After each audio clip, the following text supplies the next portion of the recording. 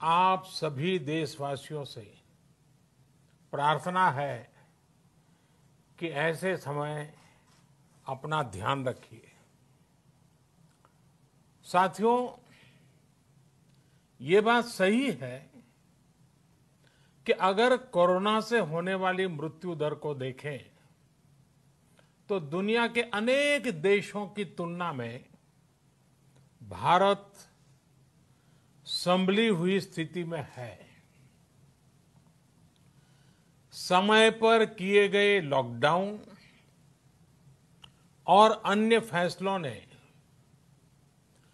भारत में लाखों लोगों का जीवन बचाया है, लेकिन हम ये भी देख रहे हैं कि जब से देश में अनलॉक 1 हुआ है, व्यक्तिगत और सामाजिक व्यवहार में लापरवाही जरा बढ़ती ही चली जा रही है। पहले हम मास्क को लेकर, 2 गज की दूरी को लेकर 20 सेकंड तक दिन में कई बार हाथ धोने को लेकर बहुत सतर्क थे, लेकिन आज जब हमें ज्यादा सतर्कता की जरूरत है तो लापरवाही बढ़ना बहुत ही चिंता का कारण है।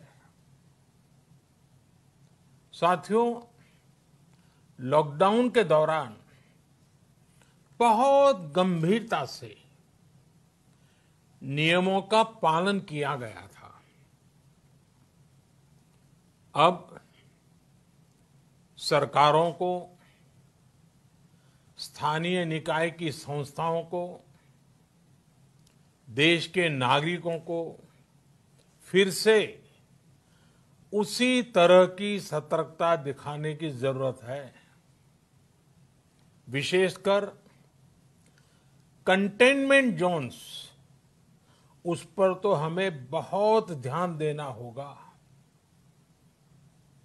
जो भी लोग नियमों का पालन नहीं कर रहे हैं, हमें उन्हें टोकना होगा, रोकना होगा और समझाना भी होगा। अभी आपने खबरों में देखा होगा, एक देश के प्रधानमंत्री पर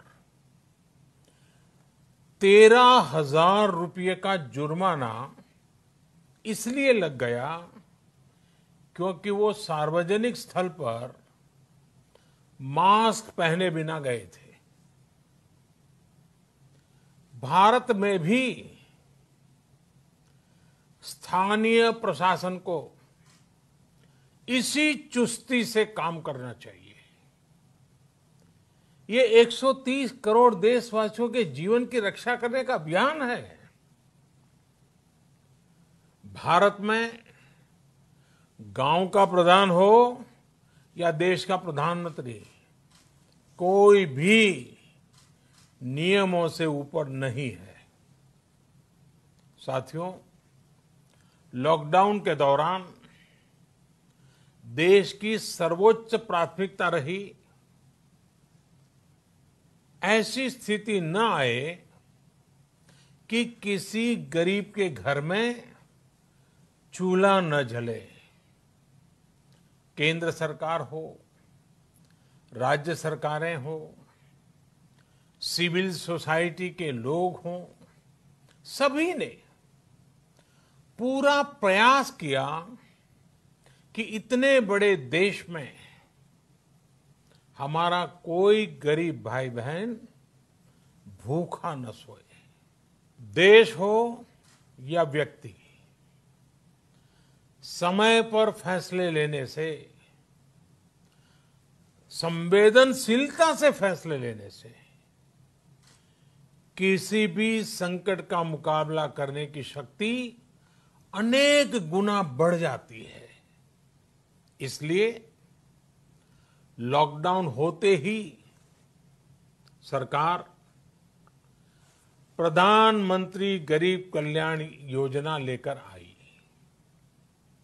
इस योजना के तहत गरीबों के लिए